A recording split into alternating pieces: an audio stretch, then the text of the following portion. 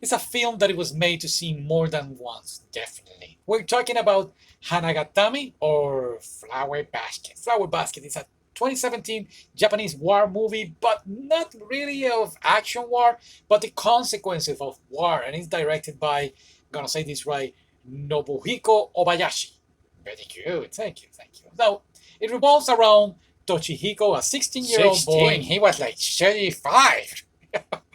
Yeah, he looked a little older. But anyway, he moved with his aunt to the town of Karatsu and developed friendship with the people living in the city, while the Second World War begins to wreak havoc in Japan and in the world. But he is not the only one in this film that the film centers about. There is his cousin, his beautiful cousin. Yes, there is also his aunt, his sexy aunt. Can I continue? Sure. Now talk about the guys if you want. I don't care. Anyway, other it has other interesting characters that makes this movie so complex. And we were watching at the beginning, and I was thinking, "Oh, this movie is so boring," but it kept me in my seat. Yeah, because it goes like it's like a mystery, or are they dead, or are they crazy? You didn't even know what was going on until you actually get to start to understand the movie, and of course the climax and everything. Something that I didn't knew, and I'm planning to check a little further for my own benefit and information, is that it's the third installment of a trilogy of modern films made by the director, war films, if you can say. So I'm not very interested about that because I know you're gonna have a hard time finding them. Yeah, lately we're having issues. Japan, come on, just put it online, make it easy for me. Please. Now, this movie is pure symbolism from innovate storytelling and historical context, resulting in a very emotional and impactful cinematic experience. I felt like I was watching Evangelion anime. You know what? In a certain way, I do understand what you're saying about the Evangelion talk, but Evangelion is about something else and it covers so much topics, and this one is just about criticism of war. Okay, whatever. I'm not the expert. I'm sorry, guys. It's a film that it was really made to see more than once, since the symbolism of the film operates in multi levels and each represents very essential themes and emotions. Like the mirror, yeah, and and that each character represents something specific. Yes, that turned out to be very well.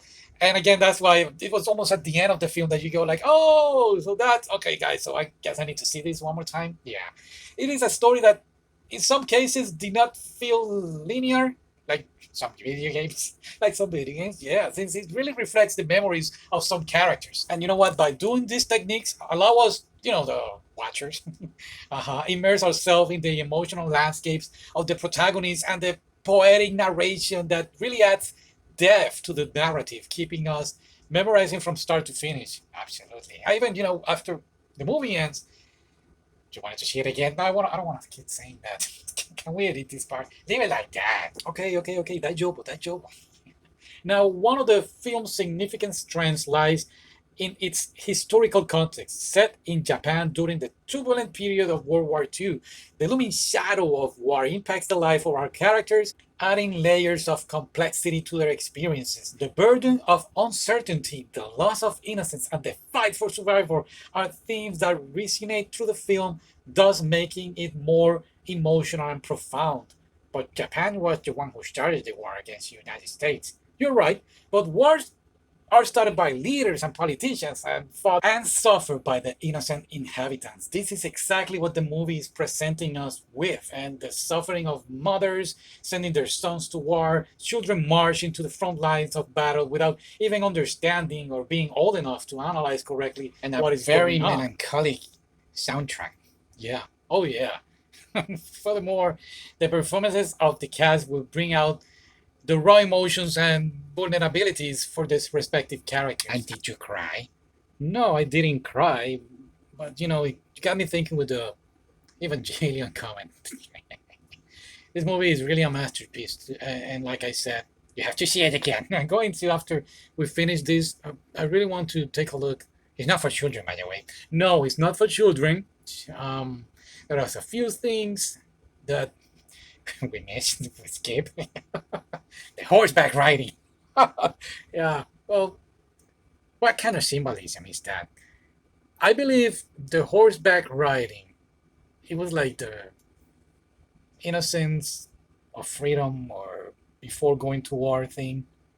I don't know. But yeah, because everything changes after events. Here in the United States, the attack on Pearl Harbor changed our way of living. The attack of the Twin Towers changes. So everything and this film, the guys going to war, and that part of, oh, let's ride the horse and let's go butt naked. Let's go butt naked. It's like this is the last time we're gonna be able to do this, and God knows when are gonna be able to come back and enjoy this Japan life that we used to have. Okay, I really think the guy should have run away with the woman. You mean the soldier? Yeah. Let's not talk about spoiler in the movie. Spoiler alert! Spoiler alert! What do you want to spoil? It is very sad. Did you think the main character was in love with his cousin, with the girl? Yeah. I don't know. No, I don't think so. I do believe that. I mean, I don't know. That's a good question. He was crying when she died. Well, if somebody, I mean, if you lose somebody that you really care about, especially they were living together, it's kind of sad. But he was able to live his life. He died old, while the girl died young. So in that way, she didn't live the life that it was supposed to be living. Yeah. So yeah, in that way, yeah, it's kind of sad. Uh, I don't know if he was in love with her. But what's your point? I don't know. One of your favorite movies? It's on my top three, so it's number three. There we go. You just say it's on my top five movies of the year. So, okay, it's number five because it would be on the three. So okay, top three. Did you know? Okay, so um, no, no, no. I believe. Well, number one. I don't want to spoil the whole thing. Yeah, we're gonna talk about the whole films after we're finishing, which is one video or podcast. So let's just leave it here. Whatever. Dislike this video. Come on. We'll see you next time. Bye.